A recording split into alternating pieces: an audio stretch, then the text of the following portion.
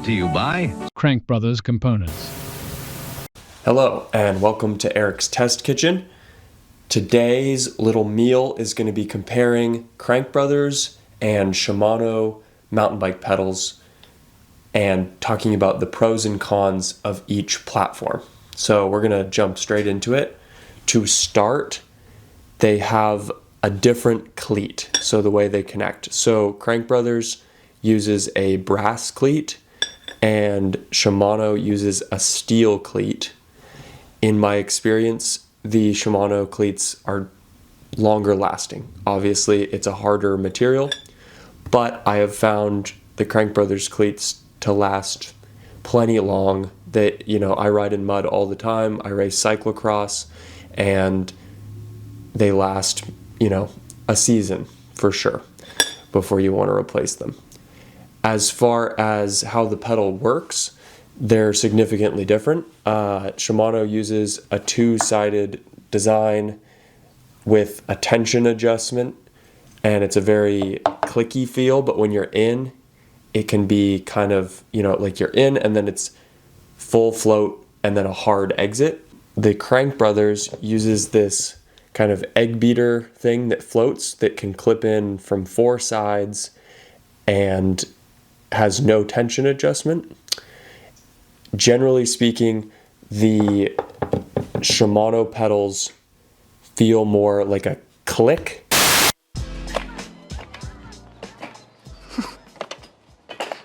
Why is it dead silent? I remember my first time flipping it. I remember.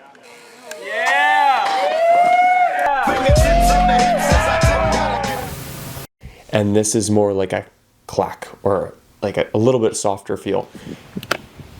Overall, the Crankbrothers pedals clear mud significantly better. So for cyclocross or for muddy conditions, mountain bike racing, the Crankbrothers have a huge advantage, especially in like ice or mixed muddy conditions.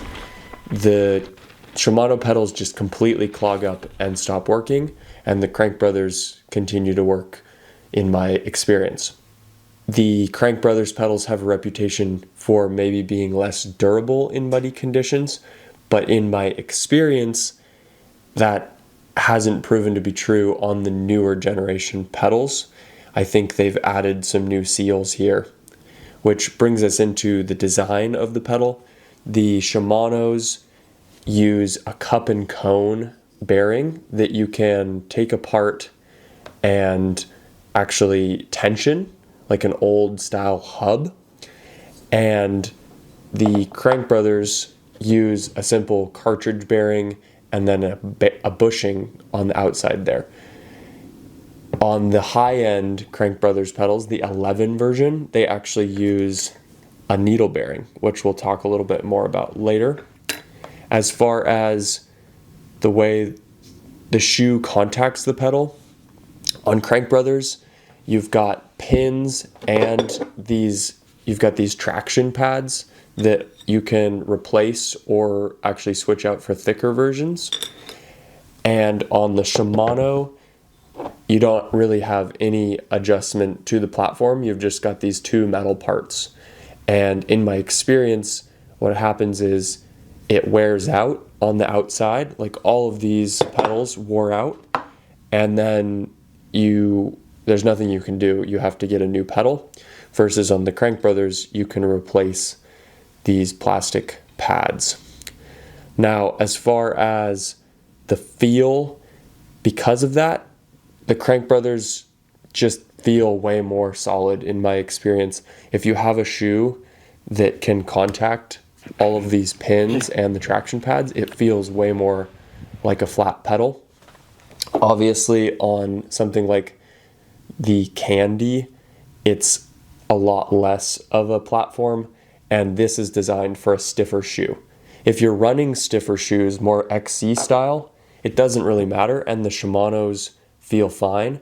But if you want more of a flat pedal feel where you're supported, you're not going to really find that with the Shimano pedals, because even with the bigger cage, there's limited space that the shoe actually contacts. I know there is a hack for that though that some XC athletes will use, where they add a zip tie around the center section here, and that gives a much more locked in feel. I've never actually tried that. I am curious to try it, but I also think that maybe you'd have to add like 2 zip ties or something on the trail models, and that's with people running XC shoes. So I'm not sure if that would really solve the problem of feeling that like lack of support on the outside of the foot that I've experienced.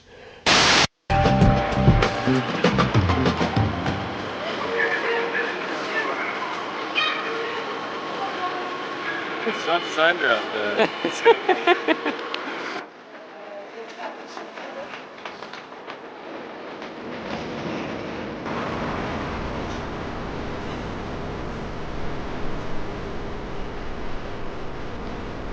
Where are we, Eric? Space Needle. So let's talk about longevity and maintenance of these pedals. Both have great options for spare parts and rebuildability. You can track down rebuild kits for the Crankbrothers pedals very easily at most bike shops or online. You can find Cleats anywhere. And then the Shimanos, you can find Cleats anywhere, and you can order Spindle kits. They used to warranty spindles if you bent them, but they don't do that anymore. I have experienced way more bent spindles on both the XT and XTR pedals. On the heavy steel spindle options, I haven't experienced that, but on these non-series, they're really hard to open up. You have to have a special tool. It's plastic, and in my experience, it strips out. So the cheaper pedals with this plastic part, the non-series, seem to be a little bit more disposable, and they're also quite heavy, but the spindles don't bend. As far back to spare parts, on the Shimanos, you can buy these solid parts. The static section, you can replace those, but you can't get the spring part as a replacement, as far as I can tell. And then you can buy a whole cartridge bearing and axle to replace. But like I said a few times, once this outside part wears out, you have to buy a new pedal, which is kind of a bummer. As far as Crankbrothers goes, the rebuild kits are great. They're a little pricey, and generally speaking, you're just needing to replace this outer bushing first. So I've actually found that it's worth, you can track down, some aftermarket folks do sell the bushings, but you can also find, like I mentioned earlier, the 11 version uses a needle bearing. You can find those bearings. They're a 1010, I believe. You can find those bearings and press them in, and then you have a bearing instead of a bushing, which you need to keep it greased so it doesn't corrode. But on this pedal that I've had going for well over 2 years, I've got a needle bearing in there, and it actually is quite smooth. You just have to make sure it doesn't corrode and start to rust in there. I do wish they sold these center parts as a replacement, because if you hit this really hard, I've only had this happen once, you can bend a wing, but it would be cool if they sold this part. They sell the axles, they sell everything else, but they don't sell the like egg beater section as their spare part. So that's kind of a bummer, but they do have good support overall. I think similar to Shimano, but actually easier to find, like the rebuild kits in my experience at any bike shop.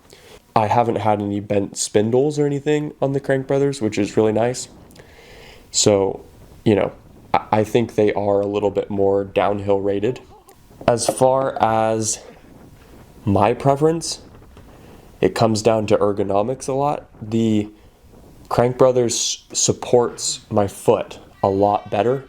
It feels more like a flat pedal, which I really like, and my knees don't hurt when I run them. I ran Shimano for like 8 years, and you know, I kept, you know, retensioning cartridge bearing and everything, but no matter what, they would all wear out on that outside section, and then I'd have to get a new pedal, and my knees would really hurt. Even like when they were brand new, it'd be good, but then they'd just start to wear out immediately in the mud, and then my knees would start to hurt, and I wouldn't have that good, solid, supported feel.